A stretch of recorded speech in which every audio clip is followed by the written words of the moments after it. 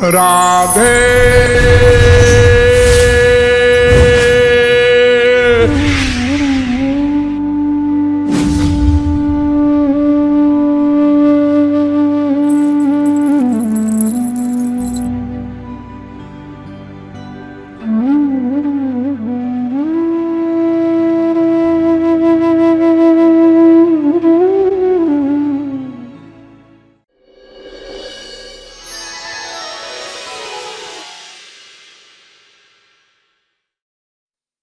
तो ये मैं ऐसी पर्सनैलिटी वाला है, लेकिन भगवान का अंश होते हुए भी अनादिकाल से मायाबद्ध है। इसलिए अनादिकाल से कर्मबद्ध है। इसलिए अनादिकाल से जन्म मरण और 84 लाख के भ्रमण से युक्त है। फिर विचार किया गया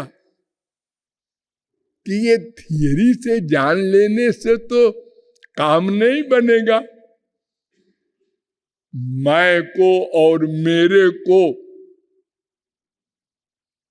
जानना ये माइक इंद्रिय मन बुद्धि से तो हो नहीं सकता। वेद ने बता दिया है, इंद्रियाणे पराण्याहु इंद्रियेभ्यः परम मनः मनसस्तु परा बुद्धि जो बुद्धे परतस्तु सा। गीता 3:42। इंद्रियेभ्यः परार्थार्थेभ्यश्च परम मनः मनसस्तु परा बुद्धिर्बुद्धिरात्मा महान परा महता परम व्यक्तो अव्यक्तात् पुरुषः परा पुरुषः न परम किंचित सा काष्ठा सा परागति।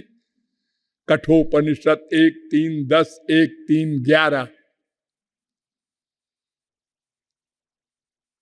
तो फिर वेदों ने कहा कि हाँ ठीक है, कोई नहीं जान सकता, ये तो ठीक है, लेकिन उसको जाना है अनंत जीवों ने।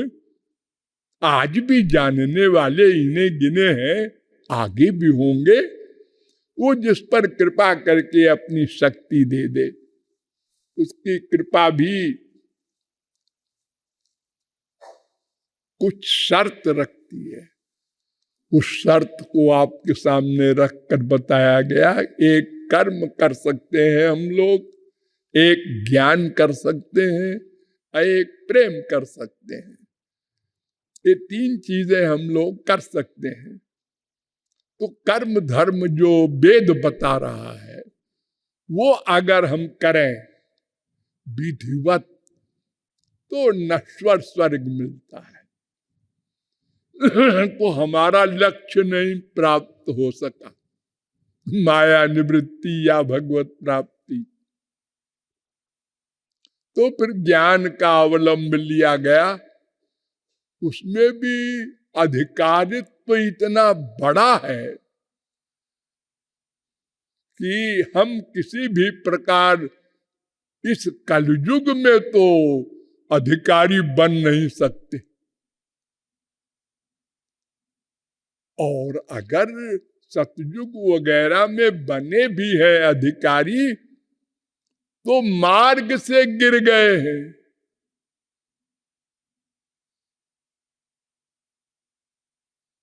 अंतिम चोटी पर पहुंचकर भी गिर गए हैं।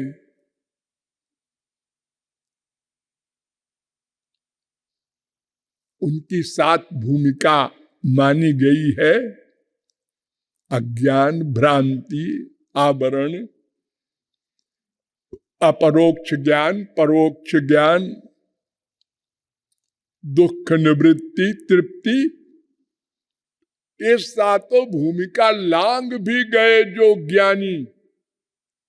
1-2 जन्म में नहीं, जन्मांतर सहस्रेषु। अगर बाई चांस कोई पार हो गया तो आरुह्य कृच्छ्रेण, बड़ी कठिनाई से, ब्रह्मा कह रहा है, परम पदम ततः पतन्त्यधो नादृत जुष्मदंग्रया, फिर पतन हो जाता है। 10:2:32 भागवत। और एक जड़ भरत शरीर का ज्ञानी, जरा सी दया आ गई, लो दया कोई बुरी चीज है। एक हिरनी शेर के दहाड़ के डर से भागी और नदी में कूद गई जान बचाने को। वो गर्भिणी थी, उसका बच्चा पानी में गिर गया। वहीं पर नहा रहे थे भरत जी, दया आ गई कि मर जाएगा बेचारा। उन्होंने पकड़ लिया उसको। अब हिरणी तो भाग गई। मनुष्य को सबसे प्रिय तो अपनी आत्मा है। बीबी या पति या बच्चे भाड़ में जाए, सबसे प्रिय तो अपने को बचाएगा। कोई भी स्त्री पति बाप बेटे प्यार करने जा रहे हो, बहुत दिनों बाद मिले हो और व्याकुल हो के बिल्कुल हाथ दोनों का चिपटाने को पास में आ गया, एक रबड़ का सांप डाल दो बीच में, वो अलग भागेगी, वो अलग भागेगा। भाड़ में जाए प्यार हो, बीबी हो, बेटा हो, बाप।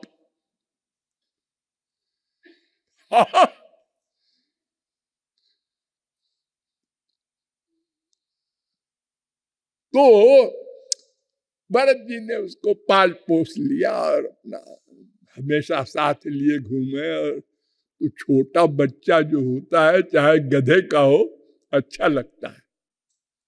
उसकी हरकतें अच्छी लगती हैं, भोलेपन की। बच्चों मनुष्यों की भी। और वही जब बड़ा हो जाता है तो लड़ाई होती रहती है माँ से बाप से। मैं इंग्लैंड में एक के घर में गया, माँ के घर में,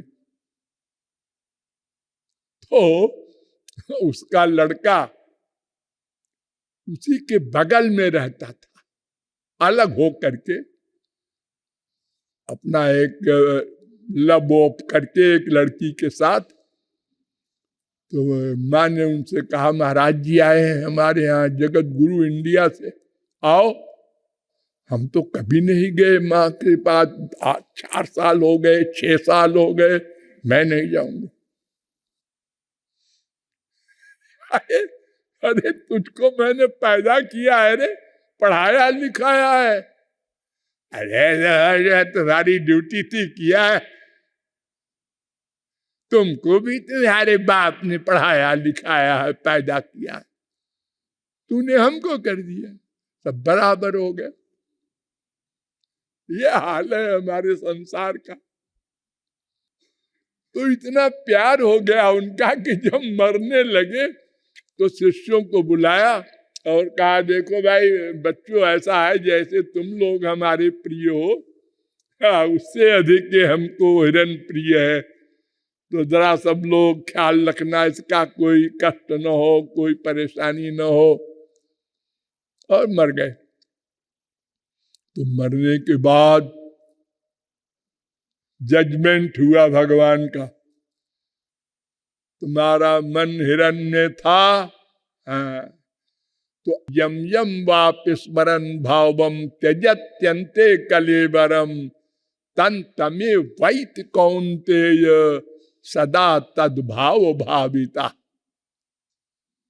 गीता 8:6। अर्जुन, मरते समय जिसका चिंतन होगा वही मरने के बाद बनना पड़ेगा। यथा क्रतुरस्मिन् लोके पुरुषो भवति तथेता प्रेत्य भवति।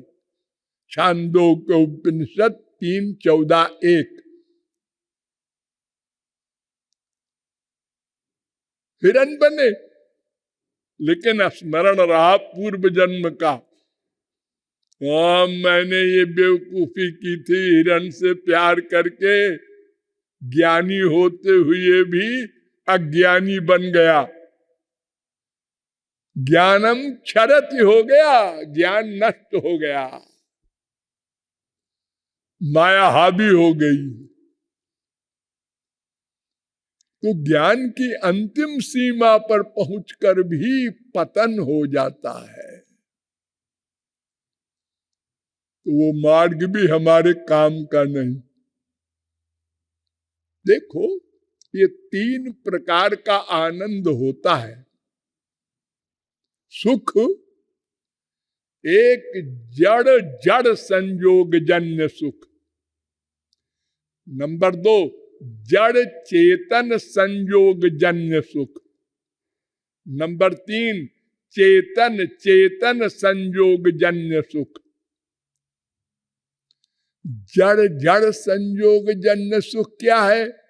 ये जड़ है इंद्रियां, ये माया से बनी है ना, माया जड़ है। तो इन इंद्रियों का जड़ संसार से जो प्यार हो और जो सुख मिले उससे, संसार को देखने से, संसार के शब्द सुनने से, संसार के सूंघने से, संसार का सामान खाने से, ये जो 5 इंद्रियों का सुख मिलता है हमको रोज, इसमें भी बहुत स्तर है।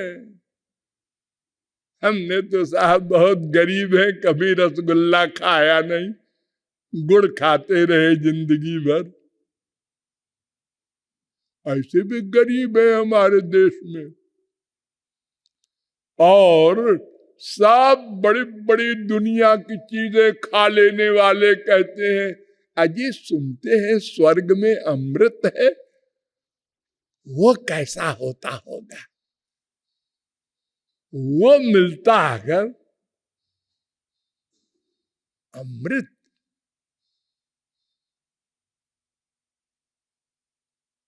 और जिनको अमृत मिल गया है वो कहते हैं वो जो गोलोक में है वो मिलता अगर। यानी स्वर्ग तक जितने पदार्थों के सुख है वो जड़ जड़ संयोग जन्य सुख है। जड़ इंद्रियां, जड़ संसार, उसका संयोग। देखने से सुख मिला, ये सुंदर है। सुनने से सुख मिला,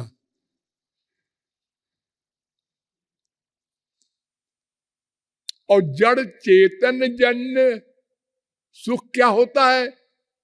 मन और आत्मा का मिलन हो जाए, यही है ज्ञानियों की समाधि। ये समाधि का सुख होता है, सारा संसार भूल जाता है इसमें। आत्म विस्मृति। बेटा मरा पड़ा है, पड़ा होगा। 1 करोड़ की लॉटरी खुल गई है, सुना? खुली होगी। समाधि के सुख के आगे सब सुख बेकार।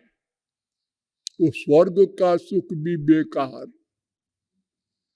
इतना बड़ा सुख होता है वो समाधि का सुख जिसको मिलता है आत्मा का, वो कहता है बस बस बस बस और कुछ नहीं चाहिए, हो गया, भगवत प्राप्ति हो गई।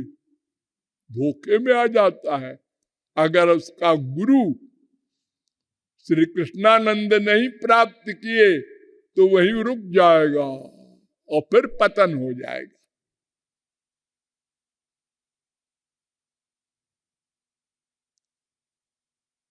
और दिव्य मन से दिव्य श्री कृष्ण का जो आनंद है, आत्मा का नहीं, परमात्मा का। और ये प्राकृत मन से नहीं, दिव्य मन से। 2 शर्त। ये जो ज्ञानियों को आनंद मिल रहा है तो प्राकृत मन का है ना। हाँ। तो क्यों जी, ये भक्तों का भी तो मन प्राकृत होता है। हाँ, लेकिन ध्यान दो, लेकिन अंतःकरण शुद्धि के बाद श्री कृष्ण अपनी स्वरूप शक्ति से भक्त के मन को दिव्य शक्ति देकर दिव्य बना देते हैं। तो क्यों जी, ज्ञानियों को निराकार ब्रह्म अपनी शक्ति नहीं देता? निराकार ब्रह्म कुछ नहीं करता, वो तो एक पर्सनैलिटी है, इसलिए वो बेचारा वहीं रुका पड़ा है आत्मानंद में, ब्रह्मानंद नहीं पा सकता। पृथ्वी को लांग गया, जल को लांग गया, तेज को लांग गया, वायु को लांग गया, आकाश को भी लांग गया, इसके आगे अहंकार उसको भी लांग गया। ये मैं, ध्याता, ध्येय, ध्यान, ये तीन होता है ना। ध्यान करने वाला मन ध्यान कर रहा है ब्रह्म का, और जो ध्यान कर रहा है वो, ये तीनों खत्म हो गए। जब मैं खत्म हुआ तो ध्याता, ध्येय और ध्यान भी खत्म हो गया, तब वो आत्म विस्मृत हो गया। आत्म विस्मृति ही समाधि। मंडल ब्राह्मणोपनिषद 1:10 समाधि हो गई, आत्म विस्मृति। अब इसके आगे है महान महत तत्व, उसके आगे है प्रकृति। ये दो को लांघ जाए तब भगवत प्राप्ति का आनंद मिलेगा। वो बिना भगवत कृपा के कोई नहीं लांघ सकता। उसके लिए ज्ञानियों को भक्ति करनी पड़ती है। सब ज्ञानियों ने भक्ति की, सगुण साकार की, क्योंकि निर्गुण निराकार ब्रह्म कृपा नहीं करता, कुछ नहीं करता हो। ये सृष्टि भी सगुण साकार भगवान करता है, और अवतार भी वही लेता है, और कृपा भी वही करता है। उसी में तो गुण है सब ये कृपा आदि के। तो वो कृपा करने वाला भक्त को दिव्य मन बना देता है, इसलिए उस दिव्य मन से दिव्य भगवान का आनंद प्राप्त करता है। ज्ञानी को न तो मन दिव्य हो सकता है, और न, ध्यान दो, महान और प्रकृति को लांघ सकता है। ये तीन आवरण होते हैं, असत्पादक आवरण, अभाना पादक आवरण, अनानंदा पादक आवरण। तो असत्वा पादक आवरण तो तत्व ज्ञान से मिट जाता है, थ्योरेटिकल ज्ञान से, और अभाना पादक आवरण प्रैक्टिकल समाधि से, ये जो मैंने बताया आत्म विस्मृति। लेकिन अनानंदा पादक आवरण ये भगवत कृपा से ही मिटेगा, तब ब्रह्मानंद मिलेगा ज्ञानी को। और भगवत कृपा तो श्री कृष्ण के द्वारा होगी, निराकार ब्रह्म के द्वारा नहीं। इसलिए ज्ञानी को न मोक्ष मिलेगा, और चतुर्मुखादीनाम सर्वेषाम भक्त्या बिना कल्प कोट भीर मोक्षो न विद्यते। त्रिपाद विभूति नारायणोपनिषद 8:1। करोड़ों कल्प कोई ज्ञानी पच पच के मर जाए, चाहे वो ब्रह्मा से लिखा ज्ञानी हो, बिना सगुण साकार श्री कृष्ण की कृपा के मोक्ष नहीं मिलेगा, क्योंकि वो महान और प्रकृति का उल्लंघन नहीं कर सकता, अनानंदा पादक का उल्लंघन नहीं कर सकता।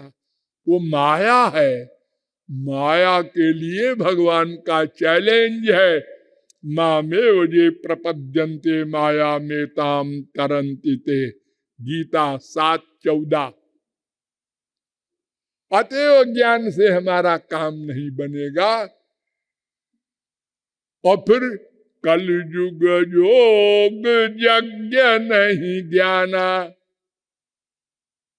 कलयुग में ये ज्ञान मार्ग है ही नहीं है।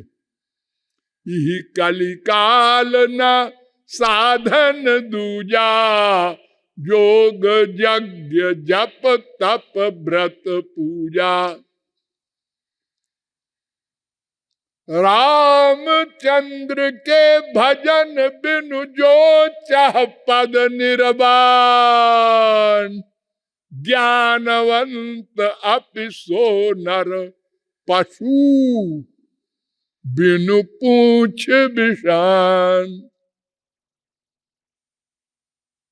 कोई नहीं ज्ञानी, जिमि थल बिनु जल रही न सकाई, कोटि भांति को करई उपाई। तथा मोक्ष सुख सुनु खगराई, रही न सकई हरि भगति बिहाई। तो ये ज्ञानी लोग ते 60, ओ इतना गुस्सा तुलसीदास जी महाराज का, वो 60 है ज्ञानी। 60 माने बहुत नीच आदमी। ते 60 महासिंधु बिनु तरणी, पैरी पार चाहत जड़ करणी। ढीला है उनका। कोई ज्ञानी मोक्ष नहीं प्राप्त कर सकता किसी भी साधन से, आत्मज्ञान तक जाके और फिर उसका पतन हो जाएगा। इसलिए ज्ञान मार्ग से हमारा काम नहीं बनेगा। अब जब 2 मार्ग फेल हो गए,